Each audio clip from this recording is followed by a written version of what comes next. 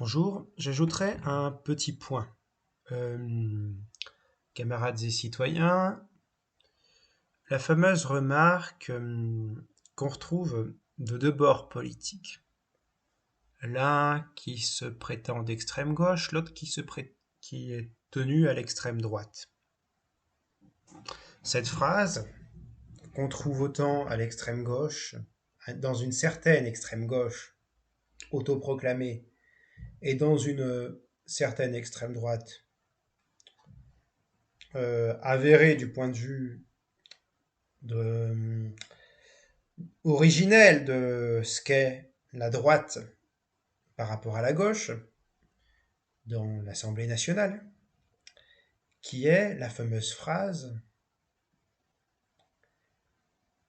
La Révolution française est une révolution bourgeoise. La Révolution française, donc 1789, avec l'abolition des privilèges, 1793, avec la Convention, qui a des ambitions sociales et démocratiques tout à fait radicales, qui permettent plus tard l'émergence de mouvements ouvriers. Hein. On n'est pas parti de, il n'est pas parti de, il est pas parti de rien le mouvement ouvrier. Il a fallu qu'il y ait quelque chose, et en termes d'inspiration. Il n'est pas venu comme ça ex nihilo. Il y a eu le socialisme s'est nourri de la Révolution française. Il s'est nourri de la Révolution française, c'est un fait. Il s'est nourri du jacobinisme. Il y a eu une critique que les babouvistes ont pu faire du jacobinisme, tout en s'inspirant pour autant, hein, puisque les babouvistes préféraient quand même les jacobins aux girondins. Euh, voilà. Euh, la fameuse critique de la République est bourgeoise, c'est ou la fameuse critique de la Révolution française 1789, puis, puis en 1791, 1792, on sort de la monarchie. En 93, on a les Jacobins, la Convention, au sein de la Convention, le Comité de salut public, qui tire le rideau sur les Girondins. Les Girondins, qui, je le rappelle, proposaient qu'on mette la peine de mort pour ceux qui s'opposaient à la liberté de circulation des grains, les Girondins. Les Girondins, ce sont les mecs qui étaient pour pratiquer la peine de mort pour tous ceux qui s'opposaient à la libre circulation des grains. C'était des libéraux, les Girondins. Effectivement, eux, c'était des bourgeois. Mais les Jacobins, eux, souhaitaient, au contraire, contrôler l'économie. Faire des lois sur le maximum du prix, les lois sur le maximum du prix du pain, enfin, ce genre de choses. La loi du maximum, ce genre de choses. Le droit au secours public, le droit au travail, le droit à l'instruction publique dans la Déclaration des droits de l'homme de 1793, pour contrebalancer le droit de propriété. Et le socialisme s'est inspiré de la République. Sans la République française, on peut se demander comment le socialisme aurait évolué. S'il serait apparu, il y aurait, évidemment, il y a les structures matérielles qui jouent leur place. Mais une bonne partie du mouvement ouvrier c'est quand même pas mal inspiré de la Révolution française. Ça donne quand même des structures, hein, la République, par rapport à un truc sans État, ou avec des crétins qui disent « à cab et fuck l'autorité ». Et donc, ce qu'on voit, c'est que les tenants de la Révolution française comme révolution bourgeoise, ou de la République comme bourgeoise, sont soit de la soi-disant extrême gauche anarchiste, soit de l'extrême droite. Souvent, on qualifie l'extrême droite comme le fascisme. En l'occurrence, la question du royalisme est plus bizarre et plus nuancée. On peut trouver vraiment des types fachos parmi les royalistes, mais aussi des types plus monarchie constitutionnelle, ce genre de choses.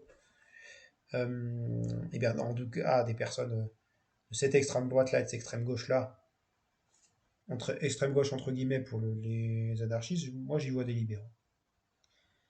Ces deux-là ces deux bords-là qui sont soi-disant opposés l'un à l'autre, sont tout à fait d'accord sur le fait que pour eux la République est bourgeoise. Pour eux, la Révolution française, c'est juste une révolution bourgeoise. Il y a pas eu des choses qui ont inspiré le socialisme plus tard. C'est vraiment là ce confusionnisme qui peut être fait par Révolution française égale à Révolution bourgeoise ou République égale bourgeoisie. Souvent, on trouve des gens qui sont hors de la classe ouvrière parmi les anarchistes, des petits bourgeois, ou des gens qui subissent le déclassement et qui sont pas vraiment en phase avec le monde du travail, des gens de lumpen parmi les anards. Hein, on peut trouver des anards, du lumpen ou de la petite bourgeoisie, ou de la grande bourgeoisie, même si, bon, c'est quand même un peu un petit jeu hein, suivant ta position sociale. Si tu as une position sociale très dominante, c'est encore plus un jeu pour tout. C'est vraiment un jeu de gamin. Voilà.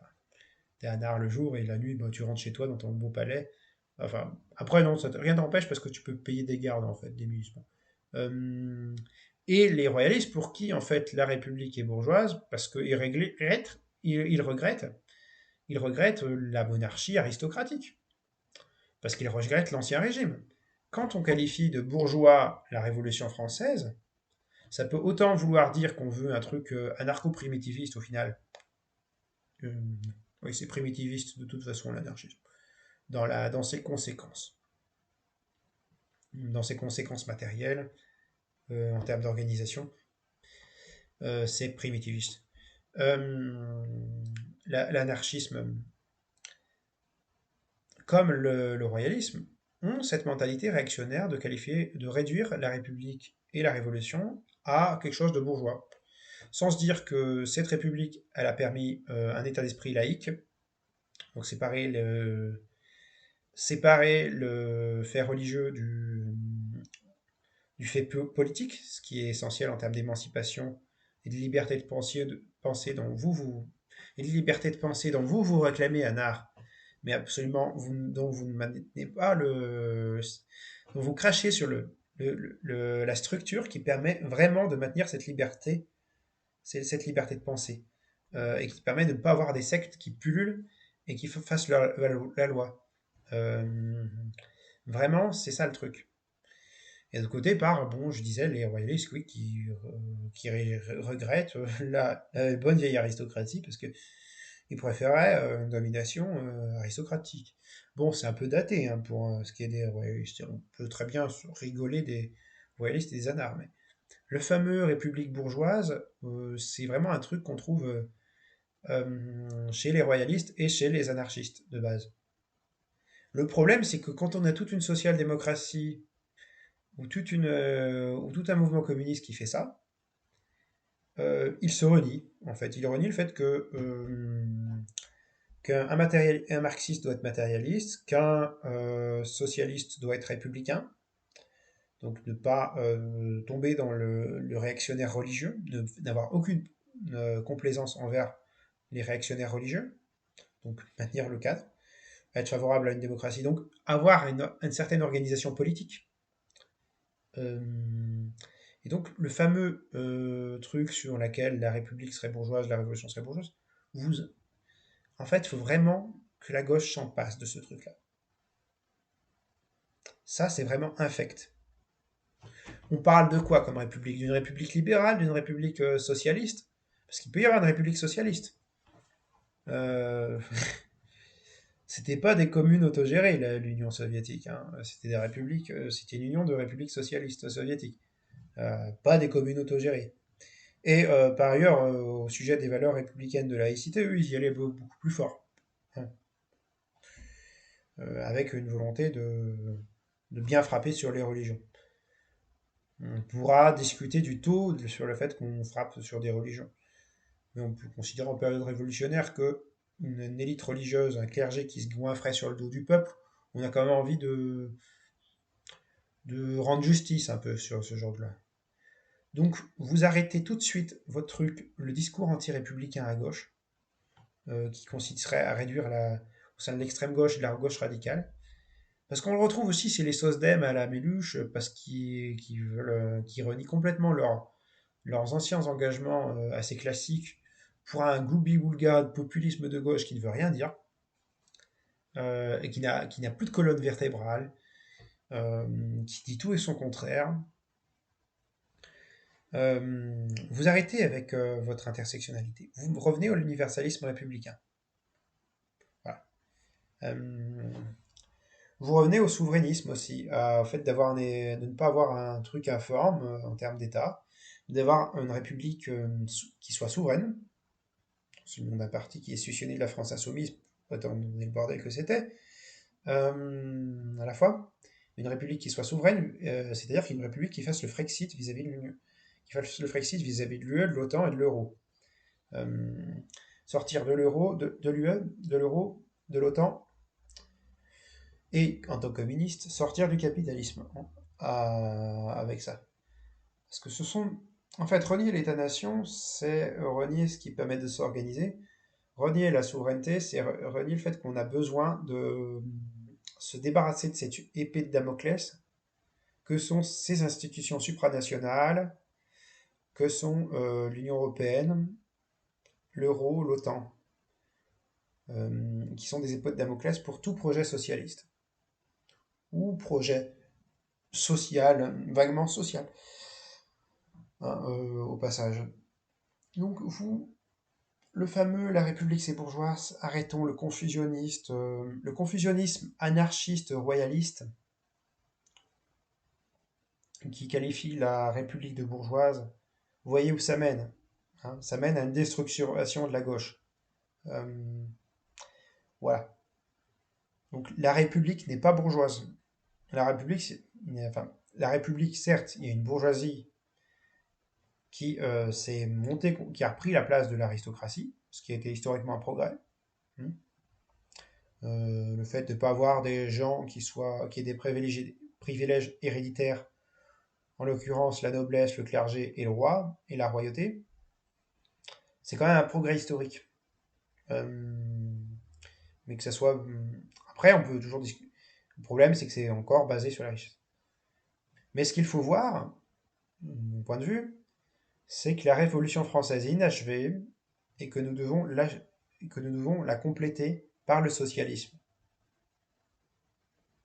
Jaurès disait, il avait raison, sans la République, le socialisme est impuissant. Sans le socialisme, la République est vide. C'est exactement ça. La République, tu peux y mettre plein de trucs. Moi, je fais référence à la République dans le cas français, dans le cas d'une République démocratique, laïque, sociale, ce qu'elle doit être.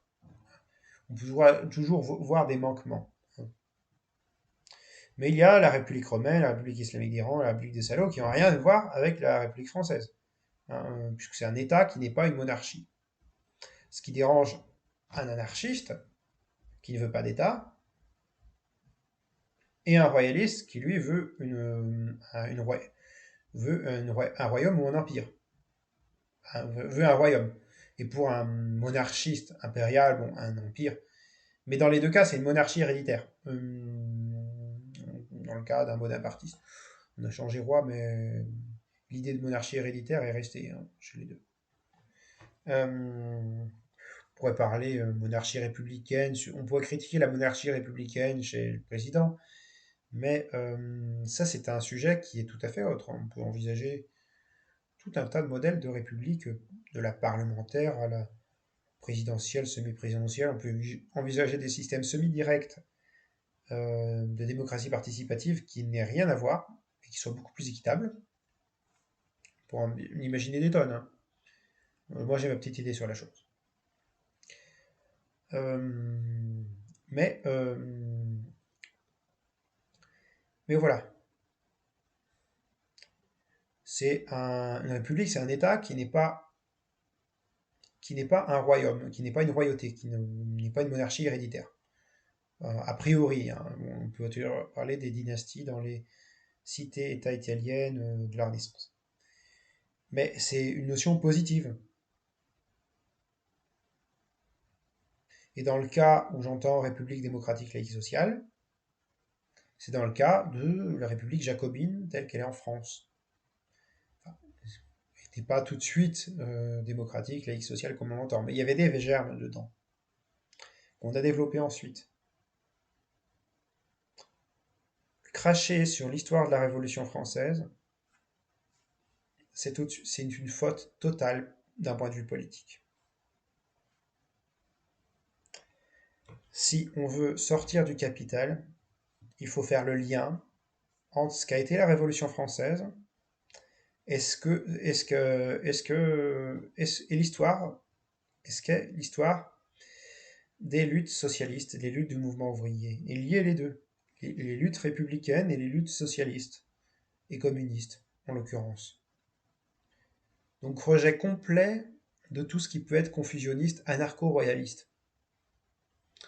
Oui, ils se détestent entre eux, mais certains non, hein. Il y a aussi des royalistes qui se réclament à la fois de l'anarchisme. C'est bizarre, mais apparemment, on n'est pas à une contradiction. On n'est pas à des bizarreries près, des choses loufoques près. Il faut arrêter avec le confusionnisme des anarchistes et des royalistes sur la République bourgeoise ou la Révolution bourgeoise. Voilà.